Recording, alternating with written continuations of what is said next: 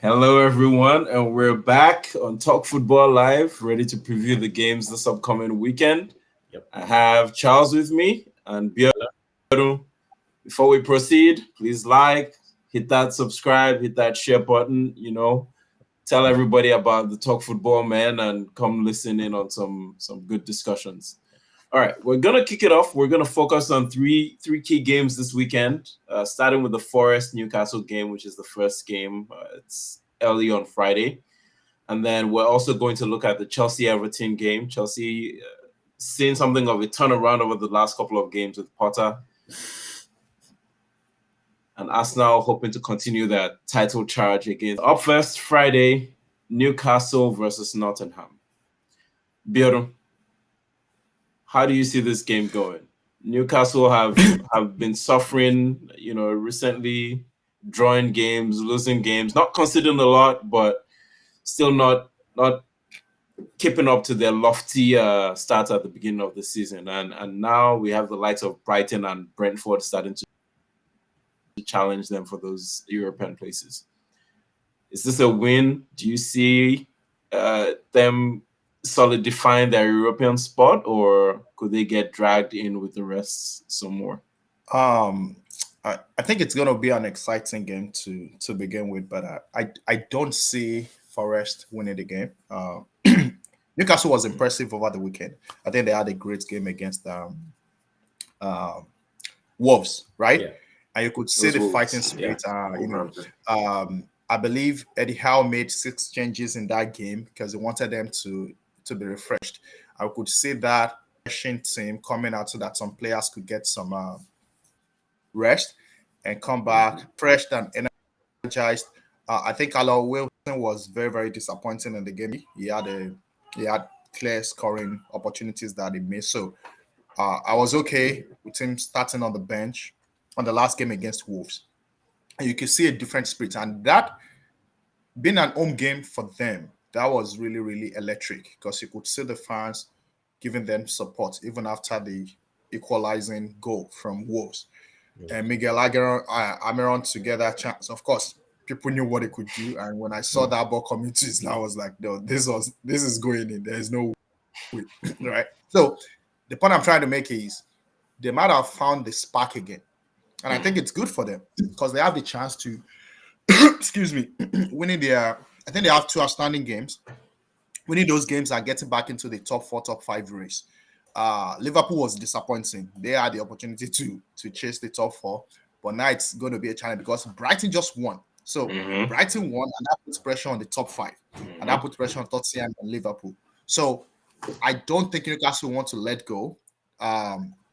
They lost out on the FA Cup, which could have been a dream for them, having not won anything in a long time. So I don't see how Forest is going to be able to stop Newcastle with this kind of confidence that they are just regaining. Nottingham Forest has been impressive. I don't really talk about their injuries because they have a very big squad. So injuries shouldn't be their worry. They have the squad. They have the number of players to move things around and play. It's gonna be a tough game for Newcastle. The worst will be a draw for Newcastle, but I see Newcastle winning by maybe a margin of 1 or 2. That would be my prediction.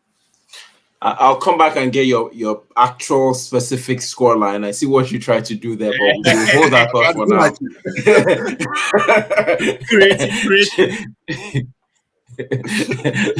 giving us a gap. Yeah. Could it be 4-3? Could it be 5? I will come back together from you. But Charles, give us some analysis on the game. Yeah, on most of what he said. I think Forest have been impressive. They've been stepping up recently, trying to build momentum. But Newcastle, I guess they've been doing the same also. I'll call this game an anything can happen game because as much as Newcastle seems like they're the bigger boys or the big boys in this case, I wouldn't rule out Forest totally because Newcastle could be pulling a Liverpool, meaning they perform today, then drop tomorrow. Beat someone 7-0 today, So as you mentioned earlier, Ayo, they've not really been scoring. So their defense is solid, but once they concede 1 goal, they need to score 2 goals to keep the momentum going. So I think it's an anything can happen game. I wouldn't rule Forest out. But if I had to predict, based on those injuries Forest has and You mentioned Forest, they have very big injuries. Their injuries some key men, so it may still affect. Rotation may have to come in the squad because they're not used to playing with each other. Well, the first team is not the first team that's going to be playing against Newcastle. But realistically, if I had to predict, if I had to put my money down on it, I'll definitely put it on Newcastle because that's kind of more realistic. I would say Newcastle win. But if Nottingham Forest is to pull something out of the bag, then I'll give it a draw for them. But my prediction still stays 3-1 Newcastle. Okay. So neither of you have seen any chance of Forest winning this game. And to be honest, I'm kind of leaning the same way. I think I might have given Forest a chance. If not that, I don't know what's going on with their physio department at the moment, but they've sustained newer injuries again in the past week. Right, so they had Taiwo Awoniyi, who they brought in for big money, and they lost him, to a long-term injury. And so in the January transfer window, they brought in Chris Wood to supplement that. Now Chris Wood has also picked up an injury and is ruled out for this game. Brennan Johnson, who has been impressive and scored goals lately, Brennan Johnson has also picked up an injury and is ruled out of this game as well. So on that basis, I don't really foresee any hope for Forest to score goals. They just don't have that firepower at the moment. Another key thing to note is Newcastle have only conceded more than 2 goals 2 times this season, and both times it was to the same team, Man City. Right, so even through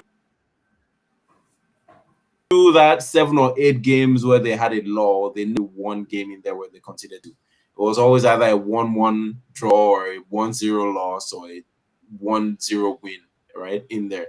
So I would think, what's his name? There was a refresh, right? Eddie Howe refreshed the front line the last game, completely changed his front line, brought in Isak to replace Wilson, brought in Alan Saint-Maximin to replace. He brought in Jacob Murphy to replace Miguel Almiron on the right.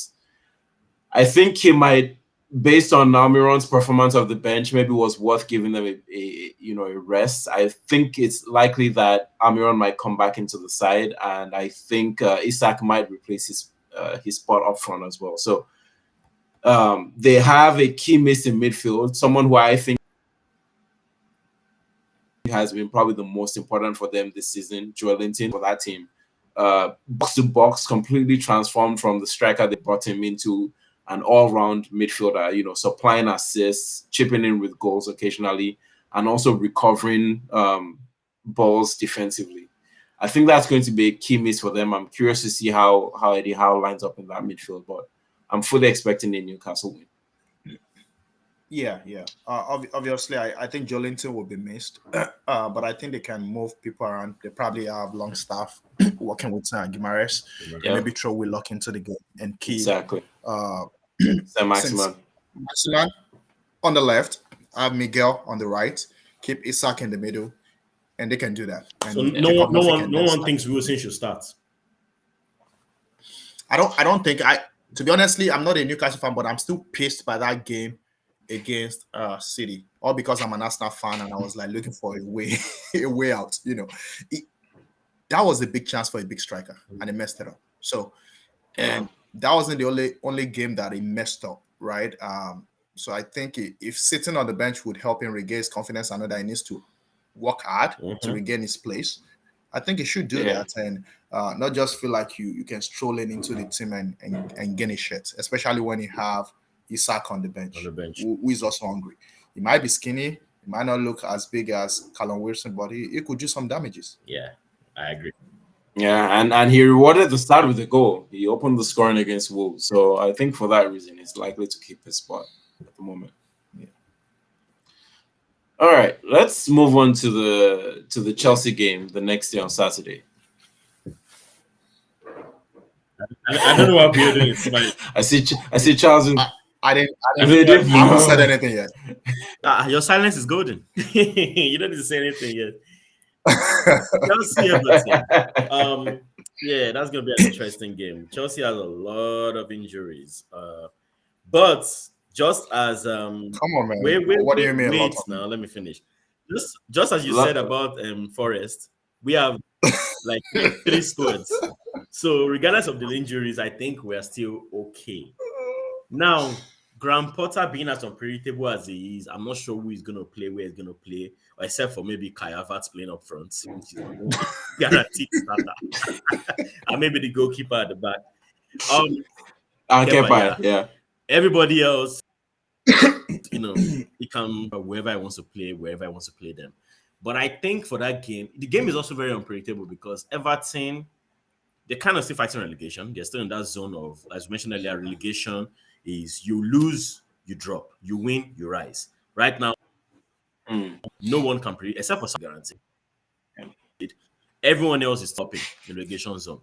So Everton is going to probably come with the kind of firepower they came against Arsenal weeks now. Will they beat Chelsea? I really hope not. I don't know. I don't know. I know Sean Dyche has a way of stepping up his game, against London clubs or when he needs to prove something, when he needs to get a point. So I know he has those workhorses in Doucouré and the Belgian guy whose name is skipping my mind right now. Onana. Those guys in the midfield can be trouble for Chelsea. So I don't know if those guys start Onana and Doucouré, it's gonna be really, really tough to undo them. Now, I do know Chelsea has a way of Potter recently in the past 3 games stepped up.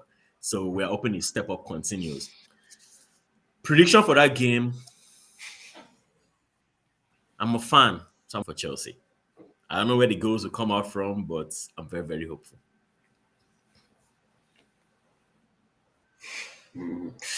Joao Felix is there. Now you're talking. You know that. All right. Bjorn. I just looked at objective analysis. Yeah. I mean, no bias, no beef, nothing. No beef, nothing, right? I'm gonna be honest. Then I could probably end it up with my bias. But the last 7 games for Everton, starting February 4, right? Which is not a great day to remember, by the way. They've played 7 games. Everton has won 3, lost 3, and I've drawn 1. I think that's a pretty decent stats for somebody for a team like Everton, right? What were the games they won? They beat Arsenal February 4th, beat Leeds, a very good team, 18th of February, and they beat Brentford last week. Beating Brentford was a tough game, but that was a game they needed because after that 4-0 defeat to Arsenal, they drew Nottingham Forest away 2-2, right? And they went on to beat Brentford. I think that was a great result at home. Now, since Sean Dyche had taken over, they've only lost at home to Aston Villa 2-0. So their home games have improved because of the crowd and because of the way they play with that much energy. They've not been able to carry that energy and that intensity into their away games. And I think that's the disadvantage to them, and that's the advantage that Chelsea might have. But this is the same Chelsea team that lost to Southampton home and away, even with Joao Felix, right? So, we've been corrected, Joao Felix. So we should say Felix. Exactly. I don't think Chelsea should be given excuses when it comes to injury. I think you scored to play. You just qualified for the quarterfinals of the Champions League. It will be a good game to test yourself again against a team that is coming out of relegation. I won't be shocked if it ends up a draw. But on a very good day, I think Chelsea should win with a 3-1, just like they did to Leicester. Leicester tried to fight, and they kind of punished Leicester with the goal. The thing is, if Chelsea can find a way to score, it changes the whole thing. And that was what happened. That's the turnaround for them. So if they could score, they might not play well. It might not gel so far. Right now, the team hasn't gelled for me, to be honest. Yeah, I agree. But if they can find a way to score, most of that games, it just helps them out. And they just score 1, 2, 3 goals, and that's it. So, not considering that defensive strategy from Sean Dyche, which is capable of doing. I just don't know how he's able to make those boys play like that. If they could play like that, I think the best for Chelsea that it would be a draw if they could play that way. I see Everton coming for a draw, maybe a 2-2, But my mind tells me that they'll find a way to win by scoring goals and might end up 3-1 for Chelsea. I'll take it. And we have Akintayo joining us now, just right in time as we're reviewing the Chelsea game. So speaking of Chelsea, I think something key, right, that I attribute to the turnaround in fortune for Chelsea is linked to someone in midfield, Mateo Kovacic. Yeah. I don't know whether you guys rate Kovacic, but I think he's such a key factor for Chelsea in midfield. He's that driving force. He has the ability to carry the ball from deep and drive the team forward. Enzo's abilities are a bit different. He's not that much of a ball carrier. He's better at recovering the ball and, getting the ball moving. But in terms of carrying the ball and driving the whole team forward, keeping the ball moving, I think Kovacic is very key. And it's interesting that he has that big of an impact on a team that has so many players, so many different talents. But I think that's the key man for Chelsea. I think it's also the power of captain's armband. It's been interesting. Yeah, that's a motivating factor. That's interesting. Yeah. So I'm expecting a win as well against Everton. I don't see Everton, bringing any magic in this game, but let's see what happens. Akintayo, do you have a different opinion? Are you finding some new belief in Graham Potter? Is he the chosen one? Yeah. I'm mute, by the way, Akintayo. No. Yeah, there's a break in transmission. There we go. Nope, still out.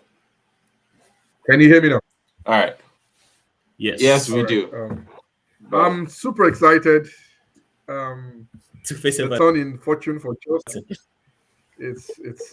I've been happy. I go to bed, sleep, and sound now. Unlike a couple of weeks ago. Yeah.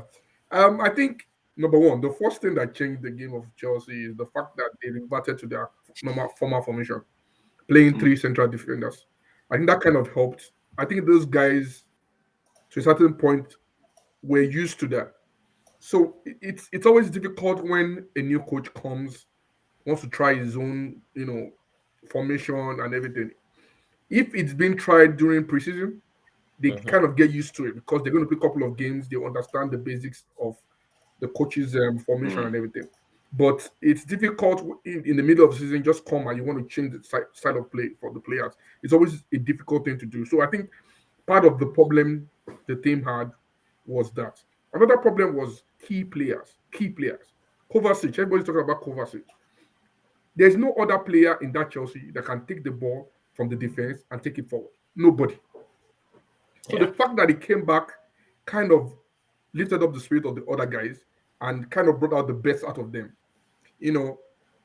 Because Kovacic could take the ball forward and drive the ball and do whatever he can do, has left Enzo a little bit free because about two players goes to stay with him alone, Kovacic. Then that frees up and Enzo to be able to throw the passes he needs to throw. So I'm excited. I'm waiting for the Champions League draw. I don't know what we're going to be.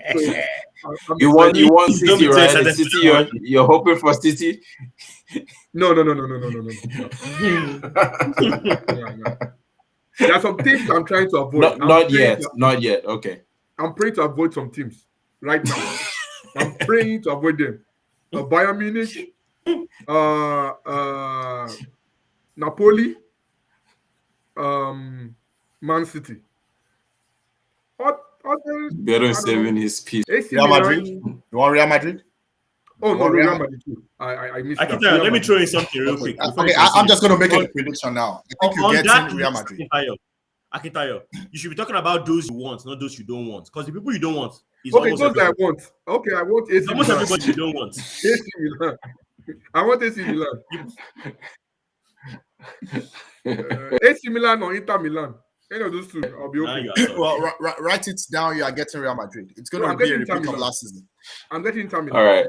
Let's move on to Sunday's game. Arsenal looking to continue the title charge against Palace. Palace have hit a sudden poor run of form, when the bottom of the league is closing the gap on them, and now the distance between Palace in 12th and 20th is just 5 points. Southampton have 22. Southampton hit a little bit of a patch of form themselves. They picked up a win and a draw, 4 points in their last 3 games. And so that gap has suddenly closed, and Palace must be looking over their shoulder, especially with another loss today. Very close game, but it lost all the same. Charles, how do you see this going? Yeah, so Palace. It's a London derby. So they can come out. Yeah. And I know, like you said, they've not been in the best form. Something is off about the team. I think they are figuring out some things, and I think maybe Vieira is experimenting. I just came back in the last game, if I'm not mistaken, which is the key man for Palace. So Zaha came back in the last game. They didn't really play as well as they should, but against Arsenal, I think he would be in a better form. I also think is not the. He played against City as well, actually. Okay, so he's been back. Actually, no, he's been back for a while. No, he's been back for a while. He played against Villa, played against City. He started. I think he officially started his first game. The last game, he was coming from the bench at some point. But he started against Villa. Started against Villa. Started against City. So those two, okay. Yeah. So I think another problem they have is up front. Now have a bunch of guys who are strikers. Edward, Mateta. I think Mateta and Edward. They get better results, in my opinion, when Zaha plays on the wing. So what's his name? Yeah. Vieira is tinkering a little bit, trying to figure out something. Maybe trying to get the best out of Zaha, thinking he may not get the best of him from the wing. But I think if they go back to the basics of playing their striker, their rugged striker up front, Edward or Mateta plays Zaha on the wing, and considering it's a London derby, I think again. I would only think so. I also hope they do, but that's another story from that day. Now, Arsenal's form is phenomenal. So it's very say anything against Arsenal right now. After watching the game against who was it that was the Brentford? Bournemouth. Fulham. 19th minute winner from Nielsen. That game, I actually watched it with an Arsenal fan friend of mine. The game was being played again along with Chelsea at 10 a.m. at the same time. So I watched the first half. My Arsenal friend came over. We switched to the second half for Arsenal. And he told me it was still 2-0. He told me it's going to be a goal every 10 minutes. 30 minutes to go. And it happened. But that 97th minute goal was so extraordinary that it makes me certified that Arsenal are definitely title challengers. I really praise Arsenal, but I'm praising you guys now. It's very hard to bet against Arsenal. But I would say Vieira being an Arsenal legend, Crystal Palace has not been an Arsenal, a London derby, and the fact that I think Zaha is going to be back in his full. This can be a 1-1 or 2-2 draw. If you want me to pick one, I'll say 2-2, but I'm calling for a draw. Arsenal is dropping points this weekend. Interesting. Akintayo, what does the crystal ball say? Are you seeing this? Are you seeing the same thing Charles is calling, or is the reformed crystal ball giving us a different result? I don't see anything today, but the ball is broken. It's going to be a tough game. I don't see anything today, so it's going to be a tough game. It's going to be a tough game, and I think so I know people complain about Vieira using Zaha as a 9, but look at the games he has played with big teams, and he has played as a 9. It's been a thorn in their flesh. It's been difficult for any defender to hold him because of his skills. So he knows I think Vieira knows what he's doing. Like, for example, against Arsenal, they can't come out and say they want to attack. They will die. And that's the honest truth. They can't do that. So they rather put somebody that can be winning the free kicks and winning everything for them for them to gain advantage over Arsenal. And that's why Zaha is going to play as a false nine. You don't think he can do that on the Okay. wings? Yeah, he can do it. He can do it. Trust me. I personally feel in that Arsenal's defense, the weak link is Gabriel. But a lot of players do not challenge him. And that's the honest truth. I watch the games. If you go and meet Saliba, you are wasting your time. He's a more composed player. He knows how to handle people. But with Gabriel, he's very rash.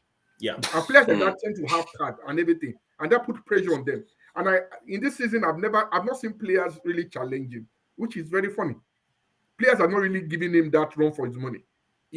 And with Zaha, if Zaha plays against him, it's going to give him problem. It's going to give him a problem. If Zaha plays against him, it's going to give him a problem because anybody that is skillful is going to give Gabriel problem. So that match, if Zaha starts as a 9, they might nick that match. Wow. A win? An actual win for Palace? Yeah. See, he's even worse than me. Wow. It's not looking good. For me, Arsenal against Bournemouth, that game, I'm short. Till today, I'm still surprised. But that shows character. Yeah. For me, just shows character. Yeah. Like somebody that wants to win this thing, the character. So guts. They have the character, they have the players, they have the big name players that can, spring out something. But, like I said, if Zaha starts as a false 9, there's going to be trouble for them in that match. Just to say one thing, real quick. 2 things, actually. Yeah.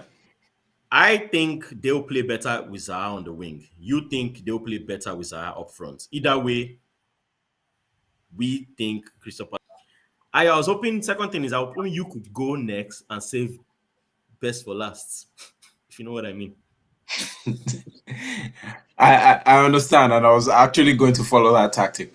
So I was just going to call out a couple of things, right?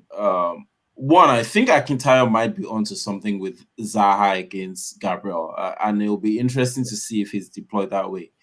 One thing that came to mind was the reverse fixture, right? When very early on in the season when we faced Palace, Zaha played on the wings in that game.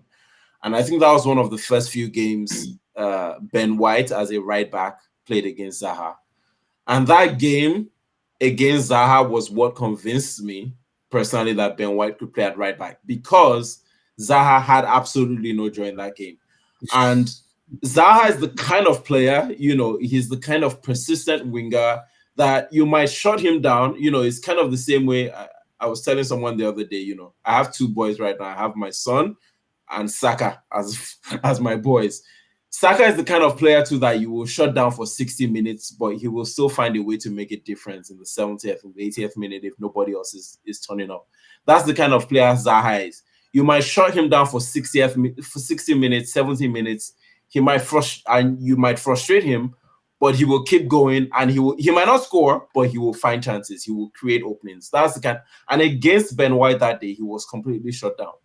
So if he plays on the wings, I think I would feel confident. I would be happy to see him start out on the wings because I think Ben White, having now played so many games over the season and having seen what he did against Zaha in that game, I would, feel okay that there's no threat from Palace in that game. It might be interesting to see him play down the middle and maybe attack Gabriel on the right side. Yeah. So that's one. Second thing is Ziyech for Chelsea. I wonder why coaches play him on the wings. If he plays in the wings, he's restricted. Players like Zaha, like Ziyech, they want to be free. They want freedom to operate wherever they want to operate. It's just like someone like your new guy, Trossard guy. He's somebody that you have to free him. Just do your thing. That kind of player. And if you look at like Ziyech in the World Cup, he was free to roam everywhere he wants to go to. But players like them, if you restrict them to the wings, once the person playing there stops them, then there's nothing happening for the whole team. Interesting. The other thing I was going to call out was the return of Jesus. We don't know if he'll play tomorrow in the Europa League, if he'll start. I don't think he'll start. I don't think he's quite ready to start. But the last 15 minutes that I saw, when he came on at the weekend, he looked absolutely fabulous, like he's ready to go. And if we can get 30 minutes out of him again on Sunday, I think it's looking good. I think the attack, Nketiah is out at the moment, but there's 4 or 5 options now. Smith Rowe has been fit. He didn't play the last game, but he's available as far as we know. He's fit. So he's back. Jesus is back. And Trossard, Martinelli, and Saka, we saw what that 3 did, at the weekend with Odegaard operating behind them. So I'm feeling confident going into the race from the Sporting game, and we're able to qualify from that game tomorrow. But against Palace, I'm expecting a clean win again as well.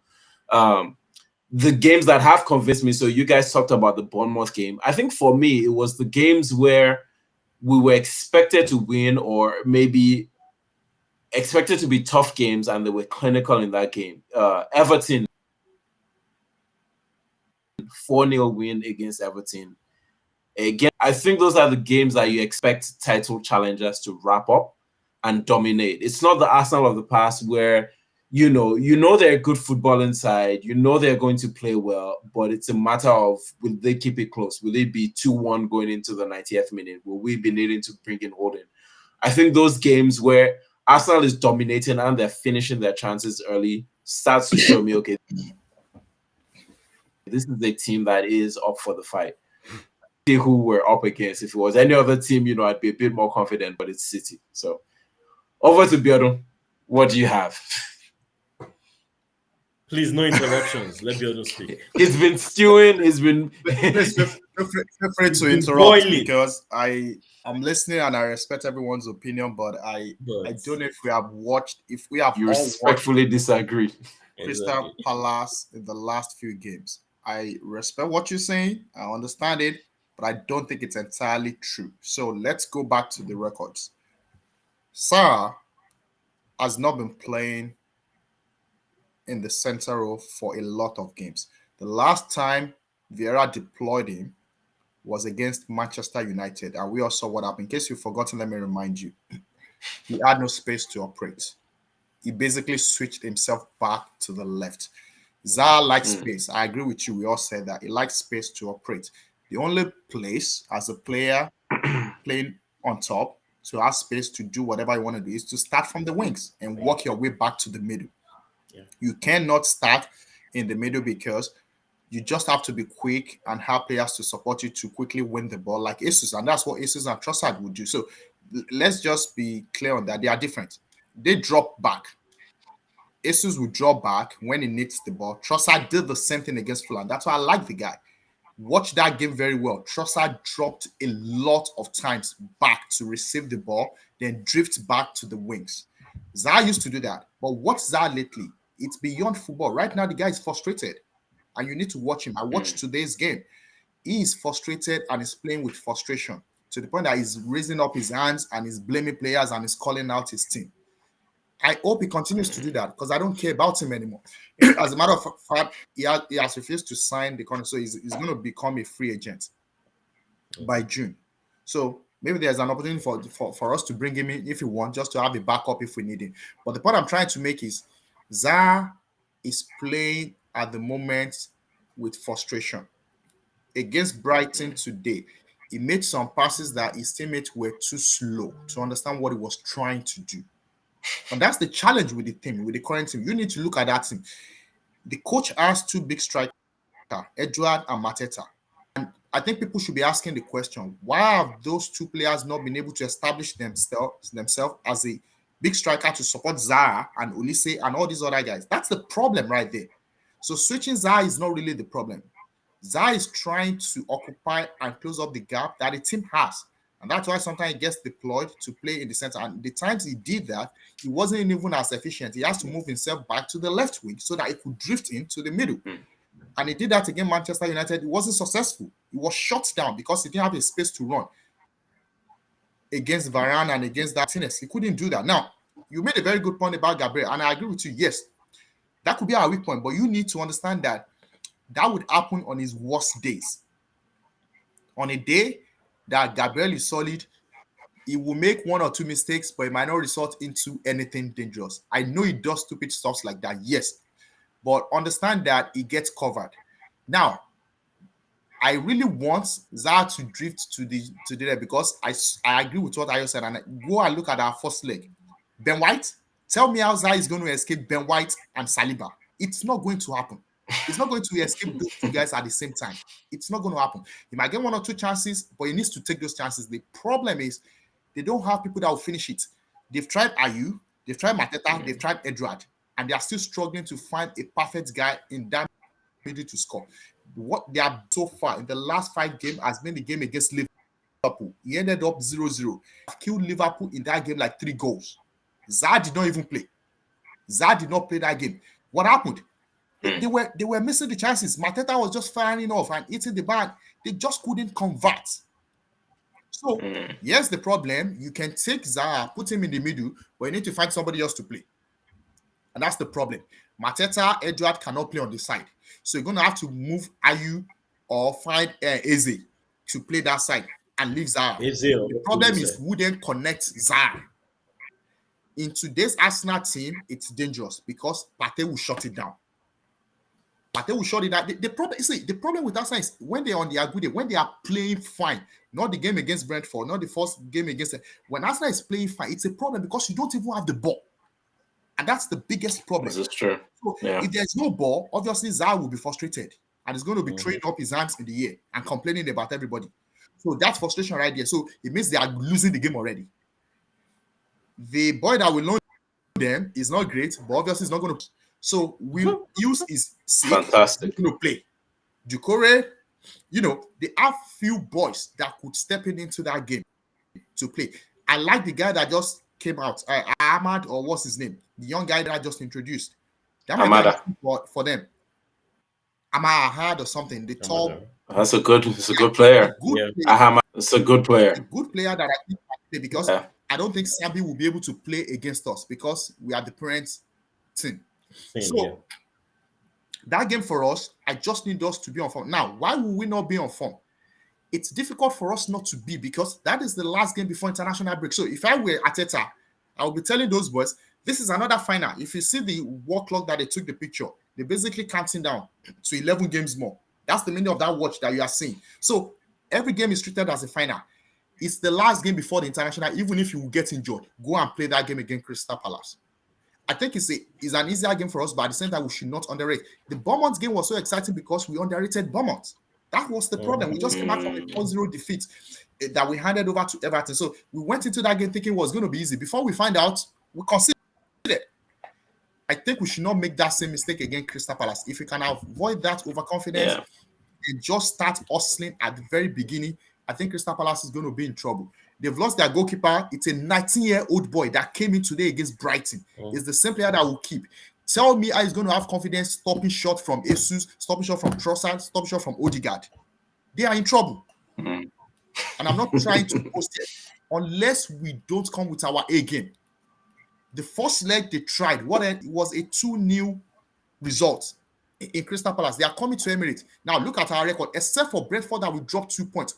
All of the London teams, we have won those games and we have taken maximum points, except for Brentford second leg. It's been 11-0 in our away games against all the London teams. Fulham, Chelsea, count them. We beat you 1-0 right in your house, right? So this is another London team. And that record, I think, is going to be intact. So after being on the A game, forget it. Confidence is low. I was actually just talking to her before we started the I hope they don't sack Vieira. He's my guy. He's my guy no matter what, right? But this has been a string of bad results for him. But I think the opportunity for him is because he's playing against top team. They played very well against City. City didn't play stop. So I think that Akintayo is relying on that. They can play that kind of game against us. I hope it doesn't happen. Yeah, but come to think of it. You're talking about Bournemouth that you underrated them. You did not. Those guys came out. No, I'm saying we didn't treat urgency. Our urgency didn't come until we considered. That's but you guys came into realization that you're losing the match. That was what happened. That's what I'm saying. The urgency wasn't there at the very beginning. We considered. You know, when you concede, it changes the whole plan. It basically threw away your plan. You have to come back before you even establish your plan on the opponent. That's what happens every game. When you start a game, don't forget you guys are playing tomorrow. That's going to be a factor too. Because you never know what would happen in the match. The full team is back. except we have injuries, which I That's don't what I'm think will saying. You happen. never can say. Without So, injuries, that the mood for the game for the Europa team is high, and I think we should get the 3 point no matter what, even if it's a 1 goal budget. Now, let's get that win. Let the confidence stay. Let there no be injuries, right?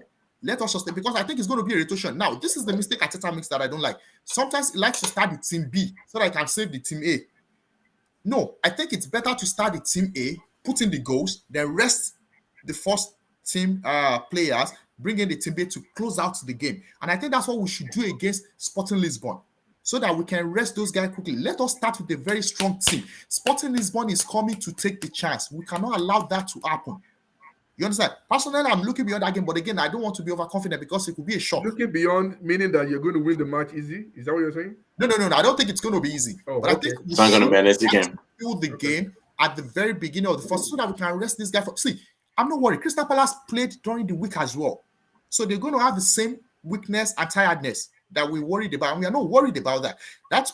It's a team competing for the league. You can't be tired mentally. And you can see that in on the boys, right? The way they play right now. So my point is, Crystal Palace, unless we fail to bring out the A game, there is nothing Crystal Palace can do with their current form. They don't have the confidence. Their star man is Zaha, and he's frustrated. He's not playing as a team player. He's blaming everybody. And it's going to happen again because they won't have possession. I know what it is. I play the game. When you don't have possession, you get frustrated, you get angry. He's not going to have the ball. He's not going to have the ball to play with. That's the point. When Zaha doesn't have the ball, it's nothing. I'm just going to shut up, and we'll see after the result. All right. Online prediction. I really want to hear. Lots of interesting perspectives. I think again, I'm afraid because every time I say, and to be honest, I want Akintayo to predict that we will lose, because all the times that you have said we will lose, we turn out to win. So please tell us that we will lose. And you said we will lose again, but so please, Akintayo, stand on your ground that we will lose. To be honest, I'm thinking of but that match, it was just those guys had chance, and they missed some chances too. That match, if guys you would have lost that match. That's the game. Leicester let's leave things that are in the past in the past. Let's look to the future. I see a 3-0 win against Palace as well. Let's keep it moving. No. Prediction for the match? Yeah. You said 1-1, right? 1-1, and I said 2-2. So 1-1, 2-2, 3-0, 3-0. Wait, 2-1. Who's gonna win? Crystal Palace. Okay. I said 2-2. Because when you say I'm gonna call you. That's fine. That's good.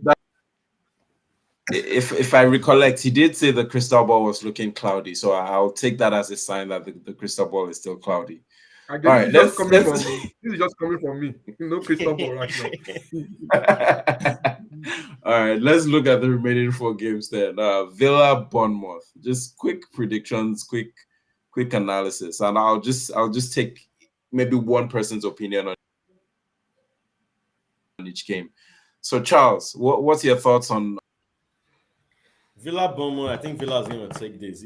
It's I don't know if I can call a score point, because Bournemouth, they kind of, they push the game. Yeah, I was going to, it's Liverpool. I think, say that again? Yeah, Bournemouth with Liverpool. I know. They beat Liverpool.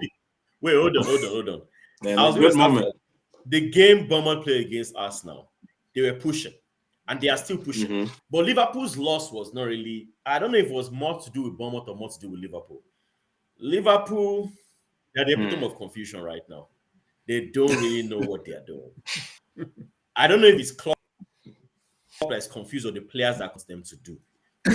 Honestly, I'm not giving that 1-0 win. I'm not giving that much. I'm giving that as a loss on Liverpool's side. A loss. So on that note, I would say Aston Villa is probably going to win. I'll call it a 2-1 win for Aston Villa. Okay. But I'll take you next. Let's look at the Brentford Leicester game. Who do you see winning? How do you see that game going on? Why? I think Brentford has been great playing at home. We all know that. Arsenal went there and won, but other than that, Brentford has been solid playing at home. I think they're going to beat Leicester. It's not something that Brendan, but I don't see him out of this. I think he's in a deep mess. Brentford will win this game, maybe 2-1 or 3-1. Interesting. Yeah, Brentford are the form team in the league right now. I think they have straight wins in their last 6 games or so. Well, that brings us to Wolves against Leeds. Sorry, I'll take the Southampton game first. Southampton Spurs. Akintayo, you gonna take that one? Spurs 3-0. Wow, Is Richarlison going to score? That's a cleaner. I'm not sure about that, but nah. Southampton have no chance. No chance. When it's not Chelsea, they have no chance. Wow. Okay, I was going to caution you. Yeah. Wow. I think They have no chance. No chance. Okay. But I guess that's the golden question. Is Richarlison going to start and is he going to score? I think he's going to start. Nice. Kane is going to score. Kane will score. I don't know about Richarlison. Okay. All right. We've talked about the other games, and I think the last one we have would be Wolves versus Leeds. Interesting game. A very interesting game. Wolves are struggling to score. Their strikers, I don't think their strikers have scored this season. Jimenez and Diego Costa. So they're struggling with goals. They are finding goals. Sarabia came in January and has been getting goals, somewhere or the other. But Sarabia, I think, is a doubt for this game as well, and he'll be assessed. Diego Costa is out. Jimenez had that, penalty-looking opportunity against Newcastle that wasn't given against Nick Pope. I think Nick Pope got lucky in that one. I think so too. Leeds are fighting for their lives. They got some goals. They had a very good result against Brighton, 2-2 draw. I think that was a very good result for them. And I think Leeds might sneak this one. I think they're finding some form. The big man up front is back, Patrick Bamford. He scored in that game. And I think this could be another loss for Wolves. I think they could get sucked back into those relegation places in this game. Yeah, all right. Let's take final thoughts on the weekend. Any interesting call-outs? We have fewer games this weekend, of course, with the FA Cup also going on simultaneously. Any call-outs on the weekend? Obviously the shocker will be Arsenal losing 3 points and not grabbing. Well, the shocker will be Arsenal not grabbing the 3 points. That would be a shock because Man City is not playing until we come. That would be a relief on Man City, and they will be looking out for that result. So I think we should not take anything for granted. I think we should treat this game as if we are playing against City or playing against United or any top team. Because that's the way to treat it and take it seriously, so that I can go into the break, allowing our players that just came back from injuries to fully recover, then train to see, because it's an opportunity. It's like we are breaking the league in 3 phases, right? So the World Cup break, and this is international break, and it gives us the opportunity to then regain, refresh, and come back and finish the job. I'm not going to say what finishing the job means, but that would be the shocker. I think Chelsea will have I think for Chelsea it's going to be a good result for them to go into the break, so that Potter can walk the 15 million people that he has in the dressing room to be scoring, but are not scoring yet, but they are just beginning to find out to score, and maybe work with his striker instead of deploying Havertz. Again, Havertz has been, so I don't think it will change that idea. So it probably will. Yeah. They could move up to 9th. Chelsea could move up to 9th. Significant improvement. They will have to score a lot of goals to move up the league. That people chasing them are not winning as well. Yeah, well, Fulham isn't playing, so Fulham, they have a game in hand against Fulham, so that could take them up to 9th. All right, thanks for a wonderful session. Lots of good analysis. Let's enjoy the Europa games tomorrow, and it should be an interesting weekend. All right, all the best to Arsenal tomorrow. Thanks, team. Yeah, and all the best to Chelsea for the fixtures on Friday. I don't see them qualifying, but all the best. And all the best to Chelsea on the fixtures on Friday. Yeah, well, I like it when Akintayo calls losses for us. It's already looking good. It's on to win. So keep calling it. Akintayo, please, if they win tomorrow and they win during the weekend, this will be the last time you're calling losses for us.